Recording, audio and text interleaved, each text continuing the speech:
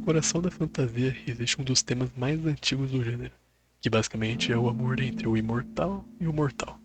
Tolkien o tornou lendário com personagens como Beren e Luffy e também com Arwen e Aragorn.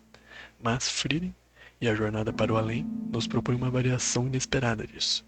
E se a elfa só percebesse o valor desse amor depois que o humano se fosse? Bom, essa é a pergunta que guia toda a jornada emocional de Fririn.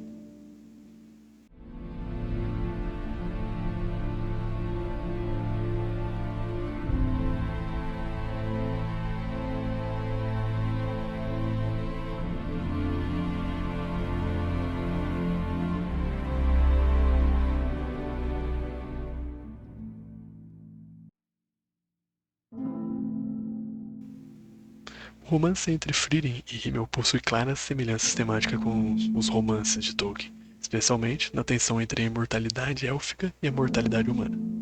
Mas a forma como cada autor aborda esse tema é radicalmente diferente. A principal diferença é: Tolkien transforma esse romance em um conto de fadas trágico e épico sobre o sacrifício e glória da mortalidade. Já Fririn, por outro lado, o usa para explorar o luto, o arrependimento e a importância de viver o presente. Nas principais histórias, como Beren e Luffy ou Aragorn e Arwen, a elfa precisa renunciar à sua imortalidade para escolher a vida mortal ao lado do amado. Isso significa deixar o seu povo para sempre e inevitavelmente enfrentar a morte, a separação final entre ela e todo o seu mundo. Tolkien explora esse amor através do destino. Em Beren e Luffy, por exemplo, o obstáculo não era apenas a família ou o perigo, era a própria natureza da existência. Beren, um humano, só poderia ficar com Luffy após cumprir uma missão impossível. Mas o verdadeiro sacrifício vem depois. Beren morre e Luffy, incapaz de viver sem ele, renuncia à imortalidade. Ela basicamente escolhe uma segunda vida curta e mortal ao lado de quem ama. É um amor que supera a morte, aceitando-a. Em Frieren, o amor entre elfa e humano também existe, mas não é percebido a tempo. Himmel nunca corteja Frieren de forma direta. Isso lembra a delicadeza dos romances de Tolkien. No caso, seu amor é mostrado através de gestos simbólicos, como o anel de lótus espelhado, que é o símbolo de amor eterno, sua paciência silenciosa, sua admiração pela magia dela e o sorriso sereno de quem sabe que seu tempo ao lado dela é curto. Mas tudo isso só ganha significado profundo depois que ele morre. Enquanto os elfos de Tolkien sofrem pela lenta decadência da Terra-média, Frieren simplesmente não percebeu o tempo humano. Essa é a tragédia dela. Arwen e Luffy sofrem pela escolha da mortalidade. Já Frieren sofre pelo arrependimento de ter ignorado a mortalidade de Himmel. A dor dela é íntima, silenciosa e profundamente humana. Há também uma questão que muitos fãs levantam e que a própria obra não responde de forma explícita. Frieren realmente amava Himmel?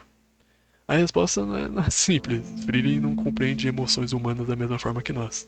Para ela, décadas são como dias, relações, mesmo as mais profundas, passam como um piscar de olhos. Isso faz com que seu amor, se é que podemos chamá-lo assim, exista em um registro diferente, quase subterrâneo. Ela não vive um romance, ela não demonstra afeto e nunca reconhece Himmel como alguém especial, enquanto ele está vivo. Mas, justamente aí reside a beleza trágica da história. O amor de Frieren não é um amor vívido, é um amor descoberto tarde demais. É o tipo de sentimento que só se revela no silêncio que a ausência deixa. É no momento em que ela vê a estátua dele, congelada no tempo, que algo dentro dela finalmente se move. Não porque ela deveria sentir algo, mas porque ela percebe, com um atraso de 80 anos, que aquele humano a tocou de um modo que nenhum outro tocou. E isso levanta uma reflexão profunda. Se você só percebe que amava alguém depois que ele se foi, isso ainda é amor? Pra Frieren, sim, porque a essência do amor dela não está no que foi vivido ao lado de Himmel, mas no que ficou inacabado. É um amor que não teve chance de florescer, mas que paradoxalmente define toda a jornada dela. Ela não viajou com Himmel para amá-lo. Ela viaja depois de sua morte para entender o que era esse amor. E esse processo lento, silencioso, quase doloroso de tão honesto é o que transforma Frieren em uma das personagens mais complexas da fantasia moderna. E que, de passagem, é uma das minhas favoritos. Enquanto Tolkien vê a mortalidade como algo que enobrece e dignifica o amor, Frieden vê a mortalidade como algo que precisa ser valorizado enquanto existe. Em Tolkien, a imortalidade é um fardo. A mortalidade é um presente, o amor é trágico, mas glorioso. Já em Frieden, A imortalidade cria distanciamento, a mortalidade passa rápido demais. O amor é descoberto tarde demais também.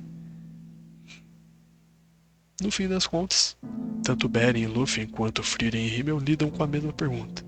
O que significa amar alguém que você inevitavelmente vai perder? Mas cada obra responde de forma diferente.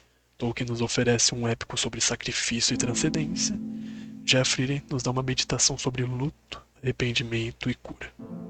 O amor de Himmel por Frieren silencioso, constante, eterno, e a jornada dela em aceitar esse amor, mesmo que tardiamente, constrói uma narrativa que, assim como as histórias da Terra-média, toca em algo universal. Amar é saber que o tempo é curto e, ainda assim, escolher amar.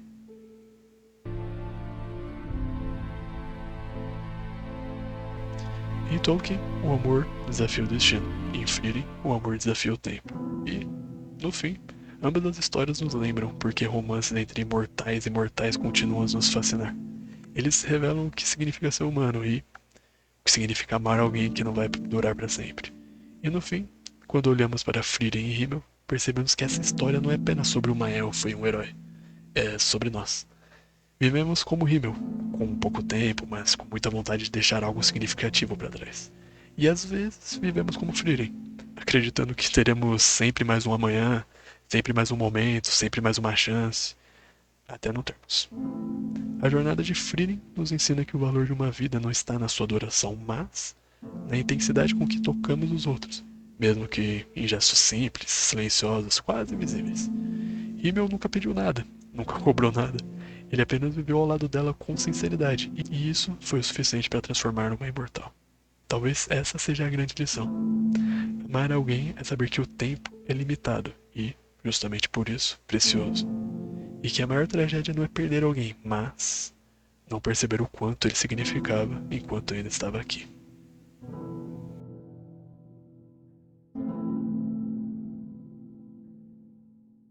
だって私この人のこと何も知らないし。